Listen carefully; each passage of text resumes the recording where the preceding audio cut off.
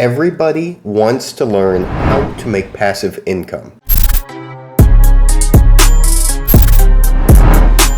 Passive income is any income you can make while you're sleeping. So this could be rent you collect from an investment property. It could be a dividend from a stock you've invested into. And from my 12 years of experience, the best source of passive income I've found is building a business that runs itself. Basically creating a closed loop system that for every $1 you put into it, churns out $3. And the business itself doesn't take more than a couple hours per day to operate and scale. So if you want to learn how to make passive income, follow me for more tips on building passive income businesses. So to me, one of the most interesting passive income businesses cropped up the last 4 or 5 years. That's when airlines would allow dogs to travel on a plane if they were, quote, an emotional support animal. There's no actual documentation that says what makes an animal an emotional support animal. So a bunch of people created websites with fake certificates and degrees that basically said a dog is now an emotional support animal because it have this badge or this vest or this pin, or this seal of authenticity. And these businesses themselves were set up with paid media. Anytime you search for how to travel on a plane with a dog,